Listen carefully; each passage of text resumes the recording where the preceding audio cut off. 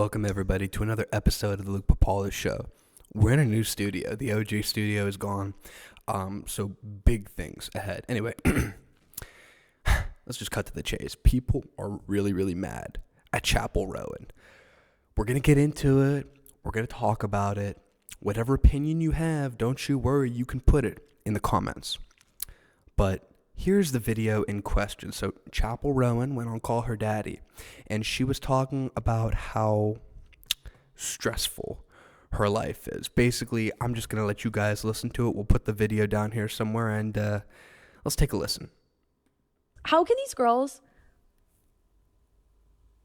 tour, write, perform, interview, sleep, eat and fucking work out, and like how can they do it all and lead a team and be a boss and pay people and be like fucking so politically educated? It's exhausting. And it's also impossible. Also, why the fuck are you looking to me for some political answer? You think I have the fucking answer? But you're like, listen to my song, bitch. Turn it up. Like, I'm a pop star. I wish I had the answers. I wish the president was a pop star, but she's not. There's a lot to unpack there. So you may be watching that clip and feeling infuriated. People on the internet the internet completely turned on Chappell Roan. Chappell Roan, who has a hit in Pink Pony Club. That's the only one I know, but it's a certified hit, right? But people are mad at Chappell Roan because Chappell Roan is, I guess, queer or lesbian or whatever she presents. And people expect her to be outspoken against Trump, I guess. And, I mean, you heard her comment. She doesn't know why everybody has to be politically educated, right? And she's essentially complaining about that. She also said how she wishes the president was a pop star. Talking about politics being tiring. Well, people on the internet were not big fans of that clip. I actually saw this quite a lot on my feed. People were continuously posting that. Somebody says right here, she's 1,000% right. Anyone who looks to pop stars for politics is too celebrity-centered and out of touch. This is a very common opinion. I think people get thrown by her tone of voice that can come off as aggressive. Potentially. Here we go. Another one. Somebody says right here in the comments after that video. An openly lesbian queer woman clearly inspired by drag culture sits on a podcast trying to stay neutral on politics. This is why people question celebrities. Too many people benefit from queer spaces, then back politicians who harm the very community they profit from. Somebody else goes, LOL, I like how she emphasized eating like twice, as if that's like really hard work. One more comment here. She says she wants to keep the oppressed groups and minorities as her audience while also being on the good side of her MAGA family and friends. You can't have it both, girl. One more, actually. She was born in rural Missouri, and you people set your expectations to the highest standard for her, LOL. So basically, the people in the LGBTQ community, and the queer community, are coming after Chappell Roan. Folks, I don't think we should look to our celebrities for political advice. We shouldn't look to our celebrities for really any moral or, how do I say it? Anything where you should think. You probably shouldn't look to a celebrity whether or not they're on your side or not on your side. Because most likely these people don't live your life. These people, Chappell Roan could be a great person, but she doesn't live a normal life. People were also shitting on her for saying, oh, you know, all I do is so much work. I write, I eat, I sleep, I tour. Which, yes, that could be exhausting, but at the same time, I don't think you have a harder life than somebody that works a 9-to-5 job. You know what I mean? Somebody that's working a manufacturing job, and maybe they don't just work 9 to 5. Maybe they do overtime because they have to. They have to provide for their family. So people are shitting on her because, yes, it's a little bit out of touch, but also, too, you have to realize she's a celebrity. In a sense, she's not real. She doesn't live a real life. You guys have to understand that. This isn't defending Chappell Roan. I mean, I guess it kind of is. But these people, once again, they're not real. I would urge everybody on the internet to understand that. She's not a real person. She makes good music. Once again, Pink Pony Club is a hit, and it's going to continue to dominate the charts. I love the song. But people were mad about this. And I don't know, what I would say is just don't put so much stock in a celebrity. You know what I mean? You need to find other things. Find leaders in your community. Find family members if you have them. Friends. Talk about these things. Don't expect a celebrity that makes millions of dollars to care about the same causes that you care about. Now, if she really is using that whole kind of queer identity to get fans and make money, I don't know. You guys in the comments, tell me if that's questionable morally. I'm somebody that has my politics all over the place. We discuss it on the show. Pretty left. I'm left wing in a little bit of things, but I'm also like kind of right wing extremist in some ways. But regardless, you don't care. You're watching this video because it's about Chappell Roan, because Chappell Roan decided to come out and talk about these things and be politically irrelevant. So it is what it is. People are going to hate. If you disagree with her, fine. But don't put all your stock in celebrities. It's never going to work. Don't look to a celebrity for an intellectual opinion. It's just not going to happen. Very few celebrities, very few musicians, actors, actresses, NBA players, NFL players, anybody, athletes. You have to understand that a lot of these people's views are not going to be the same as a normal person. Like Steph Curry, for example, he'll do the whole BLM thing, right?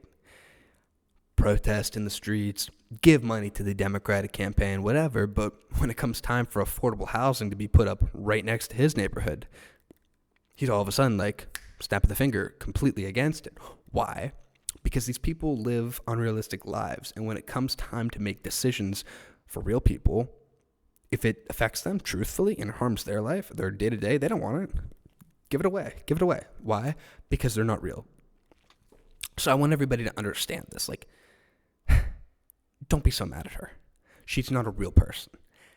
It doesn't matter. And that's all. That's all it is. So I don't know why people are so surprised that Chappell Roan is out of touch. Of course she's out of touch. She's worth a lot, and she lives a life that is completely different from yours. So that's that. We have a great show here. I'm going to talk about this as well, and then we could talk about other things, but the internet might like this one. So Sydney Sweeney, you all know her. I don't think there's a soul on planet Earth that doesn't know who Sydney Sweeney is at this point. She's in the news, almost like weekly, it seems like, but she's in the news for one particular thing. This has nothing to do with a movie that she's in. No, instead, she has called off the wedding to her fiance, Jonathan Davino, as they face, quote, major issues. Here we go. Sydney Sweeney and her fiance, Jonathan Davino, have called off their wedding as the couple faces major issues in their relationship, a source told Us Weekly. Quote, Sydney and Jonathan have been having major issues, but are not fully split, the insider said on Wednesday. Things are not great right now, but they aren't throwing in the towel yet. They are working on the relationship but have called off the wedding for now. The source went on to share that all wedding plans have since come to a halt, and they aren't having further discussions about it. And here's Sydney Sweeney. Oh. Continuing on here, Sydney and Davino, who began dating in 2018, were supposed to get married this spring. Sydney wanted to cancel everything and couldn't handle the stress, the insider shared. Sweeney's extremely busy career allegedly caused tension, and they're romanced. Sydney is really focused on a career. Jonathan wishes they were able to spend more quality time together. The source continued. Here's the couple right here. And here's Sydney Sweeney. Things are always tense between them when she is promoting a movie because she has to give her full attention to the project. And people always speculate about their relationship and Sydney being close to the co-stars, the insider went on. They also noted that it's a tough dynamic for Jonathan, which I understand. If you're a guy and you see Sydney Sweeney cozying up to, say, Glen Powell for for their movie. I get it. I would feel insecure too if I was the guy. Let's continue here. Representatives for the Euphoria actress did not immediately respond to Page Six's request for the comment.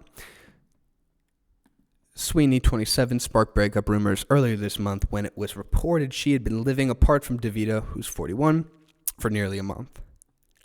I don't know, and here's just pictures. It'll be interesting for sure. I mean, here's the thing. Once again, if they do break up, it's sad. But once again, as I talked about with Chappell Roan, these are not real people. These are not real people. Celebrities live completely different lives than you or I. Completely. They're not real. And so, well, yes, this is sad. And is she having an affair with Glen Powell? Maybe. I don't know. They look pretty cozy. And once again, I would be insecure. Hold on. There was a video.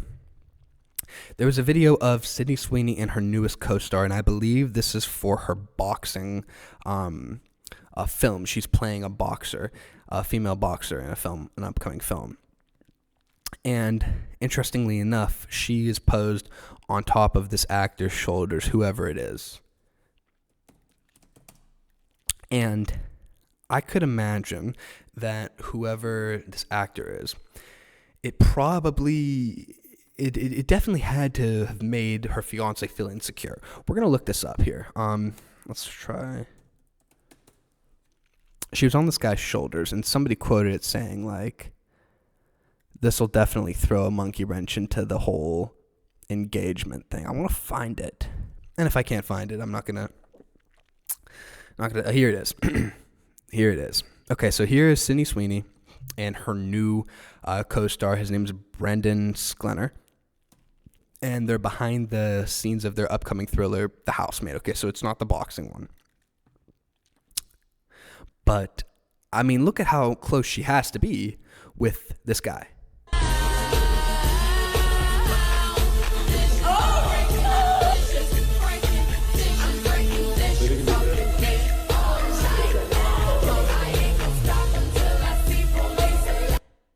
Okay.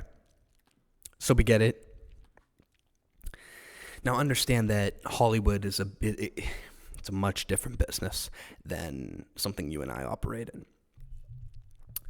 But it's different because, number one, it tests relationships because you're going to be away from your girlfriend or your wife or your spouse for an extended period of time. But also, too, if you have to play somebody that's in a relationship, it's going to be a little bit difficult when you're kissing somebody who isn't your wife, not your girlfriend, but your co-star on screen. And so if Sydney Sweeney's fiance sees her cozying up to Glen Powell in Anyone But You and cozying up to this guy Brendan Sklenar in The Housemaid, I would imagine that on top of not being able to see her for a long period of time because she's choosing to work on her career, which, okay, it's not bad, not a bad thing to do. I'd be a little insecure if I was him for sure, and I know a lot of guys would too. But ultimately, like, you chose to get engaged to her in the beginning, so this is her career. You're a producer. I think he's a producer. I'm not sure, but if you're in the business as well, then why'd you get engaged in the first place? You know, if you're not going to be fully committed to somebody, if this is like legit her career, if this is your career too.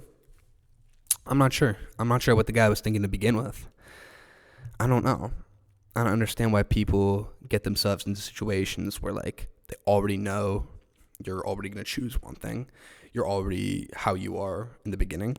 Like, Sydney Sweeney was obviously an A-lister in Hollywood, I would imagine, before she got engaged. And she's said publicly, like, even before that, I would imagine, you're going to choose your work. You're not going to throw away a thriving Hollywood career. I mean, she's a good actress. Obviously, she's, you know, guys like swoon over her. Like, I get that, but I don't know what this guy was thinking. I don't understand. But I could also understand why he's insecure. But once again, you chose this, dude. You chose this. So why is this happening? You know, whatever. That's all. That's my piece about it. That is my piece about it. What are you gonna do? They're not real, everybody. Celebrities are not real. Believe it or not, they are not real. I don't know how many times I have to say it, but they are not real. I've said this for years, by the way. We want to know about something that is real, though. The Daily Wire. You like that double entendre? Israel. But the Daily Wire. Anyway, the Daily Wire is going through an implosion, folks. Why? Because not only has Jeremy Boring stepped down as CEO from the Daily Wire, but now they are facing a firing of senior executive Alyssa Cordova, the vice president of public relations. Are you ready for a deep dive? I am. I'm ready for a deep dive, and I'm gonna read it to you. This is a thread on Twitter, and it's by somebody named James Lee. Here we go. The Daily Wire just fired Alyssa Cordova, their VP of Public Relations. And according to sources, Alyssa Cordova was Jeremy's minion and was the one responsible for crafting the company's aggressive and paranoid media strategy. Cordova allegedly stalked former employees online, kept folders of clip videos of their enemies, helped wage internal vendettas under the guise of PR. Continuing on, there were mass layoffs, folks. The Daily Wire is also shuttering its kids division entirely, which is roughly a quarter of the company. If you remember, Ben Shapiro would advertise his kids show, Benki. I think that's what you would call it. I think that's what it was called. Internally, people are furious, of course. It was the conservative company in media for not a long time, a couple of years, since COVID, I would imagine. But it's collapsing. One source put it bluntly, quote, "If they let Jeremy go a long time ago, many people would still have jobs today. Everybody knows it," end quote. With the core of the company gone and its core leadership in flames, the big question is now, what happens to the people still there? Can Matt Walsh, Michael Knowles, and the rest stay insulated from the chaos, or is just the beginning of more turmoil to come? Obviously, people in the comments are gonna do what they do. I'm not gonna read the comments, but this is quite interesting. Somebody over here said, "Funny how the shut off of USA Money seems to correspond with this." No coincidences. I don't think that's true. You see, folks, this is all on Ben Shapiro, really. Ben and Jeremy, but let me tell you why it's really on Ben. Ever since October 7th, which was tragic, very bad, we're not going to sugarcoat that, the Daily Wire and Ben Shapiro have become, shall I say, like a figurehead for Israeli talking points. Not only did they condemn Hamas, which did a very bad thing, October 7th was really, really bad, but then they started going on the offensive, meaning not America first, Israel first. I'm somebody that watched Ben Shapiro for, since like 2012, right? Big fan of Ben Shapiro. And Ben Shapiro was the guy for a decade plus. He was the conservative in media, standing up to people like Piers Morgan, standing up to Zoe Tur, standing up to anybody in media who was going to question him. All the angry millennial leftist liberals who would progressives who would constantly debate him, and Ben defending his points, making conservatism mainstream. For a long time, it was unpopular to be a conservative. For a long time, conservatism was only something that old people or boomers, essentially, were. It wasn't cool to be a conservative, right? Ben Shapiro made it cool to be a conservative. But ever since October 7th, he has went completely the opposite direction of America first. He's been Israel first. With the firings of Candace Owens, with the weird situation with Brett Cooper leaving the Daily Wire, all because of, notably, both of their outspoken opposition of Israel and what they're doing in Gaza. To when Ben Shapiro just labels all of the people in Gaza animals and says they all need to be eliminated from the face of the earth. I mean, he legit said this. Which is not correct, by the way. They're not all animals. They're people. There's Catholics that live there. There's Christians that live there. There's Jewish people that live there. Palestinians. Good Palestinians that live there too. They're not all animals. They're not all terrorists. But Ben repeatedly calling for the elimination of all the people that live in Gaza and going so hard on the Israeli propaganda machine, it's turning a lot of people like myself that have been a fan of Ben for years, it's turning us off. Why? Because this is not what we signed up for. This is not who we decided to follow for a decade plus. You know what I mean? And so, yes, this is why the Daily Wire is losing money, because now they're straying from the core message, straying from the mission statement. So now it makes people like me wonder, was the Daily Wire ever pro-America? Were they ever pro-America first? And you see this again with the Christ is King thing once again coming up, and people at the Daily Wire, like, what's the guy's name? I don't even remember his name because he's so insignificant. Andrew Klavan. People like Andrew Klavan going back and saying, oh, no, if you say Christ is King, that's bad, and it's anti-Semitic. What? And then we go with the other thing. For a decade plus, people like Ben Shapiro and the Daily Wire have been attacking the left on cancel culture because cancel culture has been impacting conservative speech on Facebook, Twitter, Instagram, whatever. We know this. On the internet, though. And now, if anybody says anything about Israel, oh, no, you're anti-Semitic. So much so that they will call for people to be censored if you criticize Israel. Ben Shapiro celebrated when that Palestinian guy was deported for being critical of Israel. That's real. And so, totally straying from your core values. When you're not the ones being censored anymore, if somebody else says something that you don't like, you think, okay, let's censor them. That's not okay. They completely shat on their core values and completely abandoned everything that they've stood for, everything that earned them so much respect. So this is why that happens. I don't know where it goes. I saw a couple of days ago Matt Walsh was being critical on Twitter about Israel and about just everything that they're doing. He doesn't agree with supporting Israel financially. He thinks we should be America first, which to me personally sounds a little bit like Nick Fuentes, who Ben Shapiro has recently attacked. We'll play the clip. But it's funny because people like Ben Shapiro, actually Ben Shapiro, number one, has been the guy that got Nick in all this trouble. Because of Ben Shapiro, Nick Fuentes was on the no-fly list. He was debanked. He was somebody that was not allowed any major mainstream social media presence at all because Ben felt threatened by Nick. Let's play this clip. This is a very interesting clip. I want you guys to understand it because for majority of my lifetime, Ben Shapiro would never reference Nick by name, right? He would just say the alt-right, and then you would just wonder who it was. But because Ben is like obviously feeling all of the stuff that's happening at the Daily Wire, and because Nick is now gaining a reputation, you see that Ben feels threatened and is making accusations about Nick being a gay fed. So here we go. This all in the same week that he posted a video alongside Nick Fuentes, who is definitely for sure not a fed. Allegedly.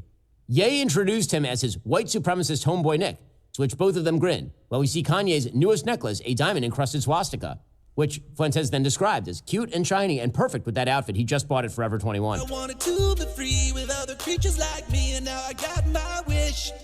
Cause I know that I'm a gay fish, yo. It does seem like even Ye's fans are getting tired of his antics, as the escalating attempts for shock value are receiving diminishing returns. You do have to wonder, though, what will he do next? No, he's not going to stoop that low. This all... Okay, so he finally referenced Nick by name. Cool, whatever. Guys, it's not looking good for them, though. At the Daily Wire, we did a video on this a while ago, and I'm not going to talk about it for sake of wasting time. But you can look at Ben Shapiro and Candace, right? You look at both of their YouTube channels. Look at the past 50 YouTube videos for Candace. Look at the past 50 for Ben. Candace just passed Ben up in views. I think it's like 55 million for her for the past year. Ben's like 47, 48 million. But the problem is, the Daily Wire, Ben Shapiro leading the Daily Wire, Jeremy Boring leading the Daily Wire, they abandoned their core values. And so this is what happens. Mark my words. Give it 4 years. In 4 years, about my prediction, The Daily Wire will not be a thing. They'll be done. Matt Walsh will be separate. Michael Knowles will be separate. Ben Shapiro will still have a show, but it just won't be the Daily Wire. I mean, like, I don't know how you mess up this bad. You had a film like Am I Racist? You had a film like What is a Woman? Matt Walsh is a star in conservative media. As I see it right now, he might not be as big as Shapiro, but he's right there. You had these things. You were building a platform, and then ever since October 7th, you just decided to go 180 completely in the other way. And so this is what happens. He can complain all he wants about people being anti-Semitic, but that's not true. We just don't like what you're putting out. That's all it is. That's all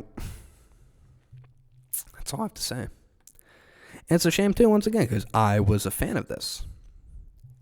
I was a fan. Okay, we've had enough silence on this one topic, and enough time has passed. We have a little bit of time, so we can talk about it. So Snow White. Well, folks, Snow White happened, and the movie was not well received. Not well received at all. But the box office is what we finally are able to see. So here we go. This is from Clay Travis, okay? But he's not on the side of Snow White at all, but I think it should be noted that this is a stat. So the film Snow White from Clay Travis will make just $14 million in week 2 at the box office, which means Disney is definitely going to lose hundreds of millions of dollars on the movie. The original 1937 Snow White made $4 billion, which is adjusted for inflation. The 2025 remake will lose $250 million or more. Okay. So I've been telling you for months now that this film was going to bomb, made a video about it to show you just how disastrous it was. Gal Gadot, Rachel Zegler, they're butting heads, right? Because Gal Gadot, obviously, ex-IDF, ex-Israeli army member, whatever, big Zionist. Rachel Zegler, obviously, on the opposite side for the Palestinians, okay? Well, it just keeps getting worse for these people, and they don't understand that shitting on the original source material is bad, but Gal Gadot is also a really, really shitty actress. So this is from Vanity Fair. Snow White's failure has turned Rachel Zegler into a scapegoat and an icon.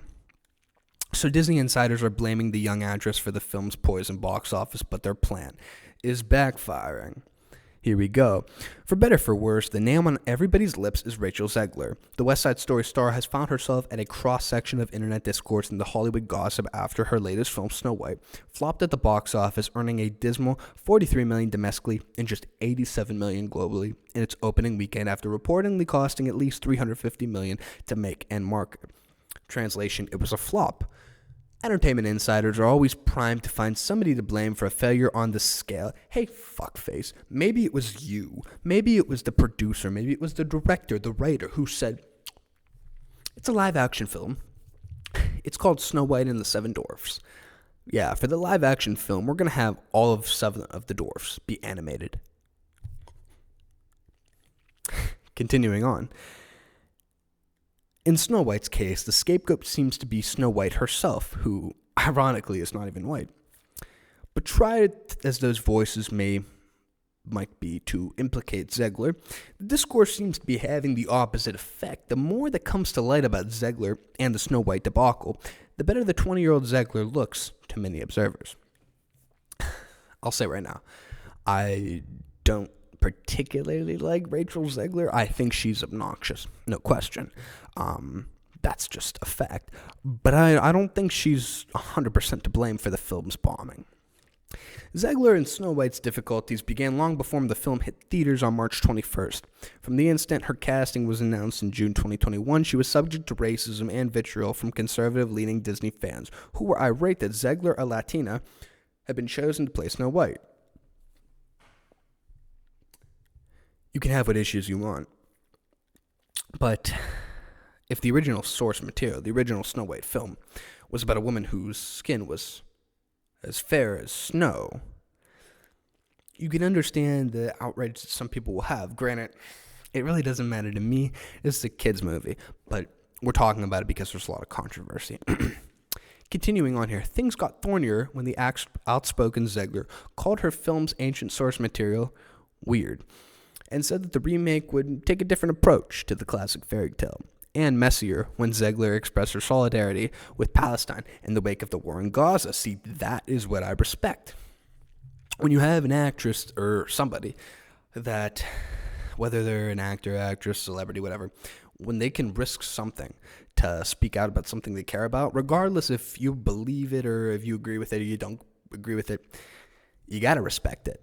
Because a lot of these people, like we discussed with Chappell Roan, are not real. So the idea that, yes, Rachel Zegler may be obnoxious, but she's standing up for something that could definitely get her in trouble, something she believes, and you have to respect it.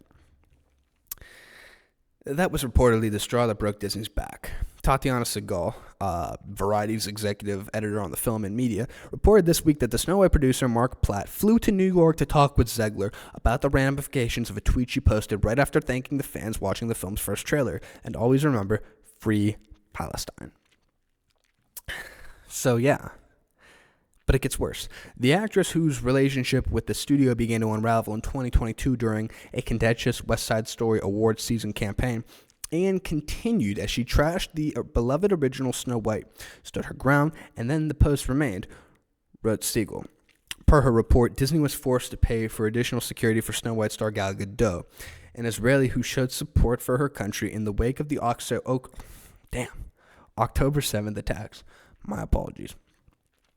After Zegler's tweet, according to Siegel, Disney also hired a social media guru to vet all of Zegler's posts after she disparaged Donald Trump following his 2024 re-election, suggesting that the studio viewed her as a liability, and a costly one at that.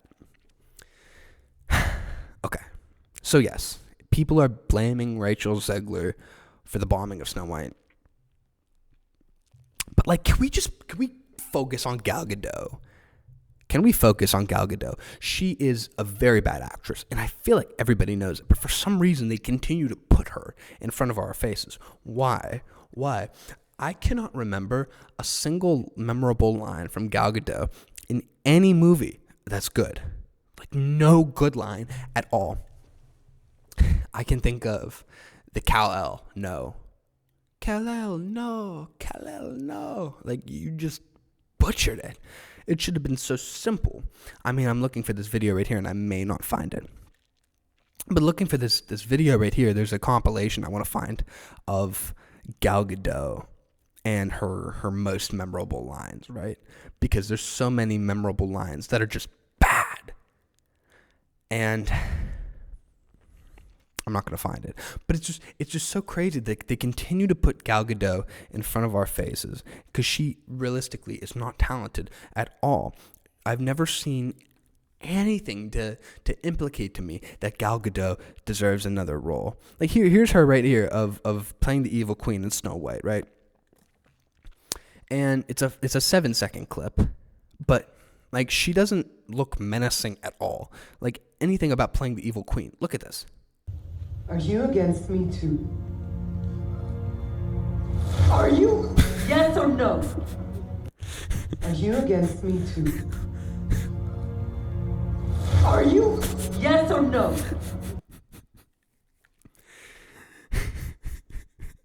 She can't act. Look at this.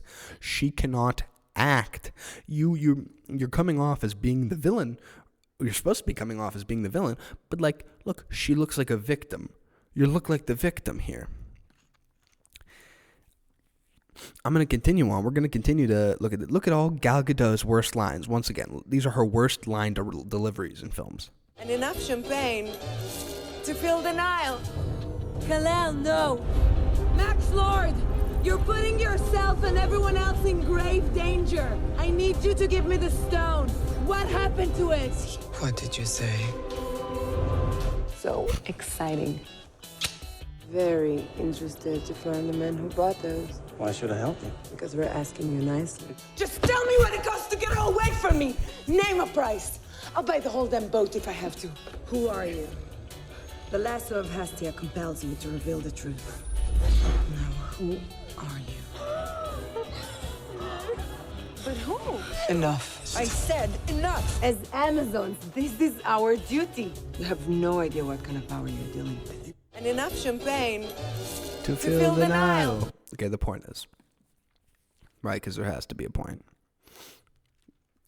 The point is, people don't like Gal Gadot because she's ex-IDF, outspoken supporter of Israel, right? We get that, but I would argue that Snow White, to kind of cap this topic off, I would argue that Snow White failed because of every reason. Not just because Gal Gadot is a shitty actress, not just because Gal Gadot is an outspoken supporter of Israel, not just because Rachel Zegler is obnoxious and shat over all of the source material of the original Snow White, not just because there's supposed to be 7 dwarfs and it's a live-action film, but they made them all animated. No, it's everything. And also, too, people have said this online, and it begs the question, why does Disney keep making live-action remakes? Just stop. Make new things. I don't want to have to see a live-action version of a better cartoon. There's no reason. We don't need to see this. I didn't need to see live-action Dumbo. I wasted my money when I saw live-action Lion King because it's all animated. It wasn't even live-action. It was all just CGI animals. Sure, it kind of looked good sometimes, but the cartoon looked better. The cartoon was better. Why should I have to see a Little Mermaid of a remake? I fell asleep during the Little Mermaid remake. The Black Little Mermaid, which could have been amazing. I don't know. It was that boring to me in the beginning. I mean, I wasted a night on that mermaid movie. We can continue to go on here. I didn't see the Beauty and the Beast remake. Why? Because it probably sucked. I just, like these things. And this is why Disney is losing so much money. This is why Disney is losing their credibility. Because at one point in time, they made the greatest stories ever. I mean, in the 90s alone, when you look at all the animated movies that they popped out, right? You got Aladdin, you got Lion King, you have Little Mermaid, you have Tarzan, you have Pocahontas, you have Mulan, all the Disney prince and princess movies that you have. And they knocked it out of the park. Completely knocked it out of the park. And then they bought Pixar, and you have all the Disney Pixar movies, and they knocked it out of the park. And then for some reason now in the 2020s, they're just not making new things. It's all sequels. It's all Incredibles 2. It's all Toy Story 5. It's all Finding Nemo 2. Maybe that was the back part of 2010 to 2020. But nevertheless, in the past 7-8 years, it's all been remakes. Every single thing has been remakes. They can't make an original thing anymore. And it's so frustrating if you're looking at it from a creativity standpoint, I don't understand, because they're suffering. You would think, like everything else in this world now that's suffering for content, all the entertainment sucks. It's all remakes.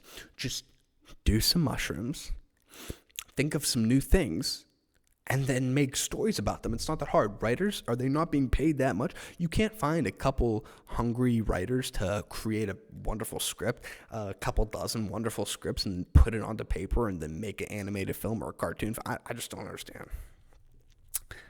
Sell the company. Influencers on YouTube. People on YouTube are making better things than this. That's all I'll say. I'm done talking about this topic. It is what it is, man.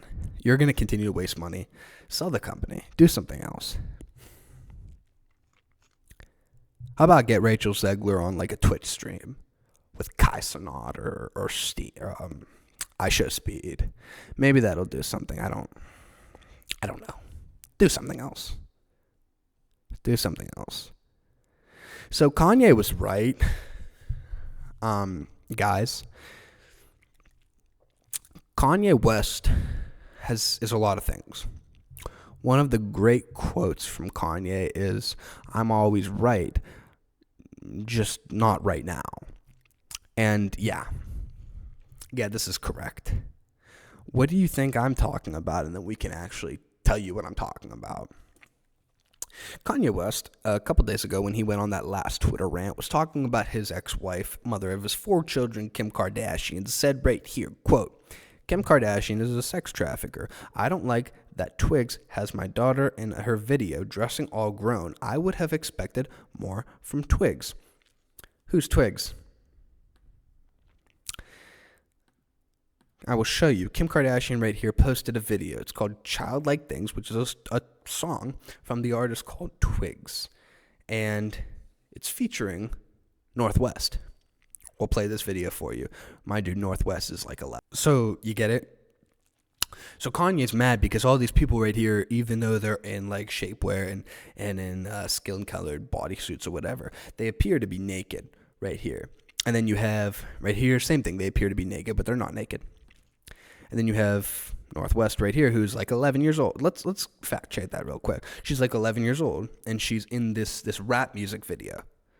Let's fact check that real quick, because I'm interested to understand and see how old she really is here. Okay. Yeah, Northwest is 11. Okay, perfect. So Northwest is 11 years old, and she's in a pop video where all of the background dancers and the main singer appear to be naked.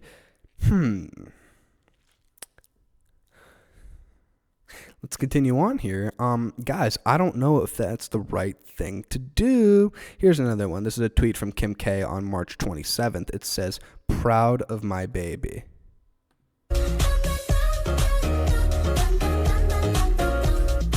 Okay, catchy song, but I don't know.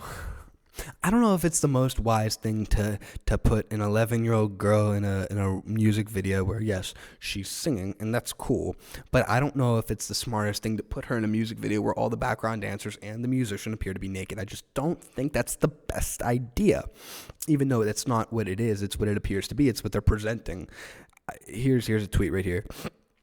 Kanye's talking about, or people are saying these people are trying to get a reaction out of Kanye. Watch how she's going to dress next, right? This girl's 11. I mean, I don't know. You guys tell me if you think that's appropriate for an 11-year-old to dress. I don't know. But somebody's saying it'll only get worse. A certain group of people, we're not going to reference that. The blank will use North to get revenge on Ye. God, please shield this innocent little girl from the attacks of Satan. Probably get copyrighted for that. But okay, Kanye, like he came out with accusations of Kim Kardashian sex trafficking his 4 children. I mean, I don't know. This doesn't seem like it's a very good thing, though. It's a little concerning. I don't even agree with putting an 11-year-old on a song. If you're a child, I don't think an artist should be exploiting you. You know what I mean? Like, oh, this is my son. We're gonna make a music video about him. I didn't think Drake was in the right for doing it with Adonis. I don't think you should be putting children out there like that when there's so many creeps on the internet. You know what I mean? It just doesn't make that much sense to me personally. This is not good. I don't agree with this. I don't know if what she was wearing was bad, whatever you guys tell me in the comments, but I just don't agree with, what's the word I'm looking for here? I don't agree with propping a child up and putting them in the spotlight for everybody to see like that. I mean, she's 11. Come on. Like, really? What are we doing? I don't know. I feel bad for her. I feel bad for the kids. Because number one, your parents are divorced. So your mom and your dad aren't together. You're probably going back and forth, even though I think Kim has custody of all 4 kids. So you probably don't get to see your dad much, and maybe you're a little bit misguided here. You don't have the leadership that a father would give you most of the time because your father's not there. I don't know. I feel bad for her. I feel bad for the kids. It's a tough situation. Like, what do you do? And because Hollywood, once again, these people are not real. I don't think Kim's a bad parent. I don't know. But she doesn't live a real life. She doesn't appear to be a real person. So I just feel bad for the kids. We have one more story. I don't know how much time I want to spend on the story, but it's here. We're going to talk about it, and then I'll be done. So Gavin Newsom was given many shots for his new podcast and whatever, but he recently went on Bill Maher. And so Gavin Newsom was interviewed. Oh boy, hold on, we're not there yet. Gavin Newsom was interviewed by Bill Maher. Sorry about that. He was interviewed by Bill Maher, and Bill Maher is just talking about different things like, why is California so overregulated, right? And Bill Maher cares about himself, so he's talking about his roof. Why does it take so long for me to get my solar roof, right? And blah, blah, blah. But listen to Gavin Newsom on why he has to jump through all of these government hoops just to be able to have Bill Maher change his own roof. It's kind of ironic. I watched this clip before the podcast, and he's kind of making excuses for big government regulation. Listen to this. But let's talk about what's important. My roof. Your roof. My roof. Is this the solar? We're back to the solar? After the fire. It's always about the solar. After the fire. Yes, Bill. New roof. They suggested, get the stuff that's not, okay. 2 inspections I needed to have. Why? It's my roof. If it falls on my head, that's my problem. That's it? That's it. That's just a statement. No, that's my question. Why do I need 2 inspections, which I have to pay for? Yeah. When you were here last time, we talked about regulations. You said, oh, it's a completely new day. Well, no, wait. That's a quote from you. Completely new day. Well, You said you were working on it. By the way, and last week you had Ezra Klein on, which was incredibly important. He wrote a book called Abundance, which really lays out a very condemning picture of liberal governance in this country and the fact that we are process-focused and not outcome-focused. And you're a demonstrable example of that as relates to what you've tried to do with your damn roof for the last 15 years. And so it's our job to eliminate as many of those thickets and How's that going, though? as possible.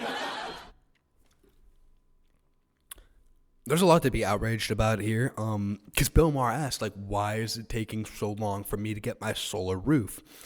Gavin Newsom goes on, if you're thinking about this, if Bill Maher and Gavin Newsom are on a path, and they're walking on a path, Gavin Newsom went into the forest, into the lake, all the way off the path. Okay, now he's back on the path, and he didn't give an answer.